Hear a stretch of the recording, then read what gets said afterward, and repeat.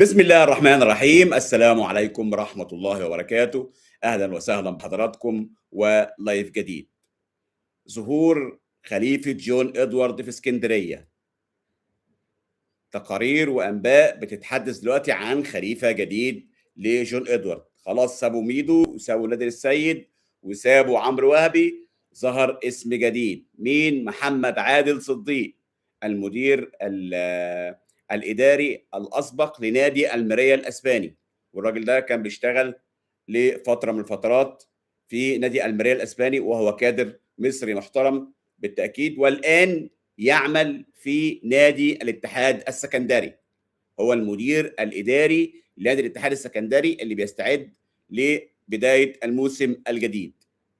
محمد عادل صديق طبعا ما عندوش مانع يشتغل في الزمالك، لكن طلب إذا كان ده يتم عن طريق إدارة نادي الاتحاد السكندري المحترمة برئاسة الأستاذ محمد أحمد سلامة. حتى الآن لم يتم التحرك بشكل فعلي للأمر، لكن تاني وتالت ورابع بقول لكل الناس: القصة لا قصة ميدو ولا قصة عمرو وهبي ولا قصة نادر السيد ولا قصة محمد عادل صديق. مدير رياضي من غير فلوس يساوي زي ما انتم عارفين صفر. فلوس من غير عقلية احترافية تساوي زي ما انتم عارفين صفر. الأزمة الحقيقية هي في توفير موارد مالية، وبعد كده العقول التي تستطيع إدارة هذه الأموال كتير. طيب، هذا هو المشهد. لكن وسط ما انت بتتكلم كده في تغييرات في الجهاز.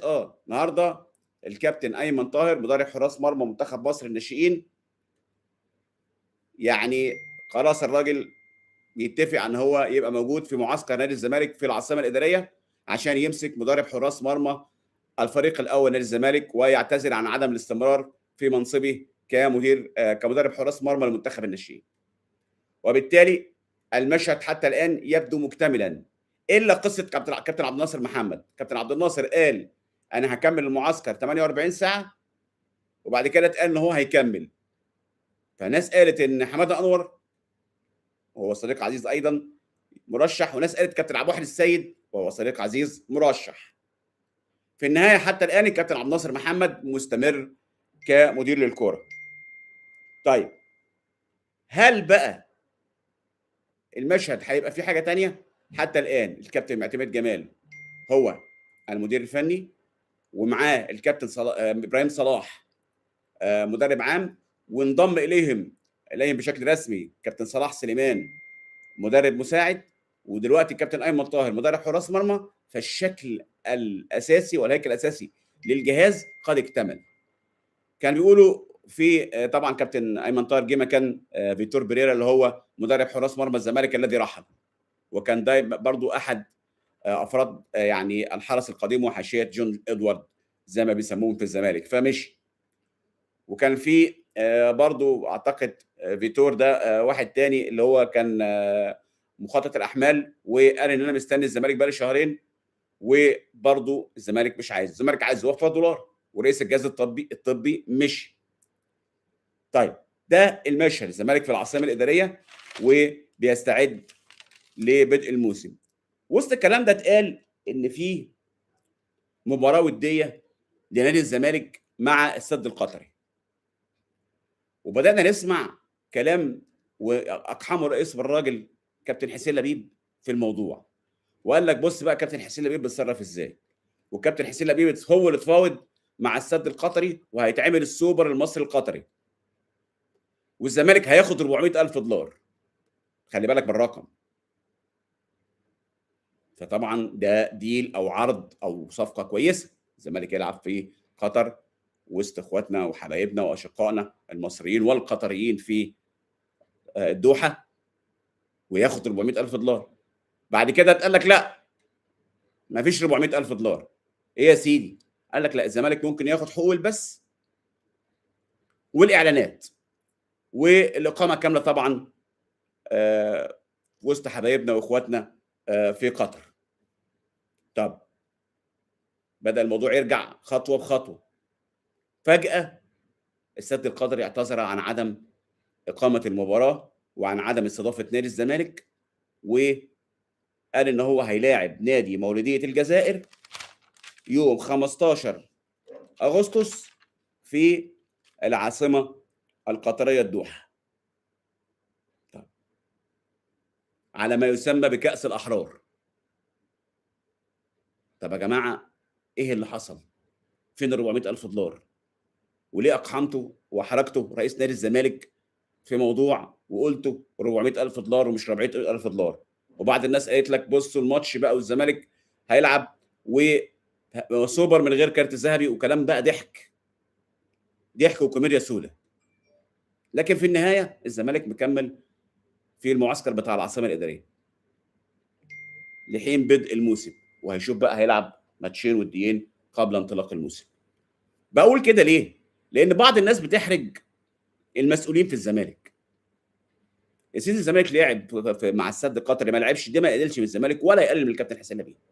لكن انت ما تخترع روايه وتقول الزمالك هياخد $400,000 وده سوبر مصري قطري، زي ما قبل كده سمعنا ان في سوبر مصري سعودي وسوبر مصري اماراتي وسوبر مصري ما اعرفش قطري وسوبر مصري عراقي. يا جماعه في ايه؟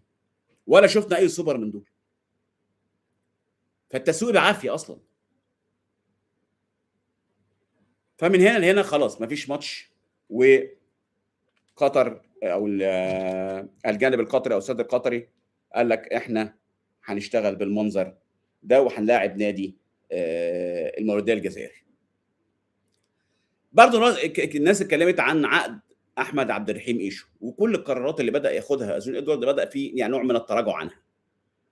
فاتضح ان لازم طبعا ان الولد كان مجدد عقده، فقالوا ان لازم مجلس الاداره يعتمد طبيعي.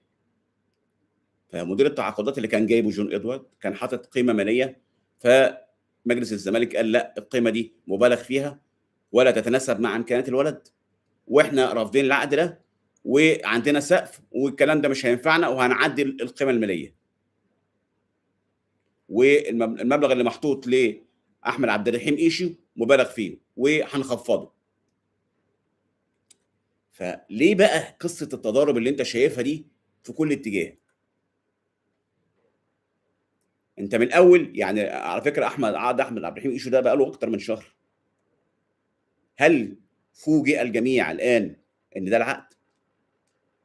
طيب الولد هيحصل معاه ايه؟ الولد هيكمل ولا مش هيكمل؟ احنا على اعتاب الموسم. هو طبعا احمد عبد الرحيم ايشو لعب كتير السنه اللي فاتت واشركوه في مركز الباك ليفت بسبب الازمات اللي كانت موجوده. بنتاي كان فاسخ عقده وفتوح كان مصاب، فكان ساعات كابتن معتمد جمال بيعتمد عليه باك ليفت مع انه مش باك ليفت، هو اصلا جناح. لكن الراجل اشتغل وفقا للطلب منه على قدر استطاعته كباك ليفت. عموما ده المشهد في القصه دي. عندي كمان طبعا اللي بيلعبوا كره يد في نادي الزمالك عارفين مين رضا هيكل. رضا هيكل من الناس الالترا الزملكاويه، يعني واحد من نجوم كره اليد اللي يعني الزملكاويه بيحبوه. رجع تاني نادي الزمالك.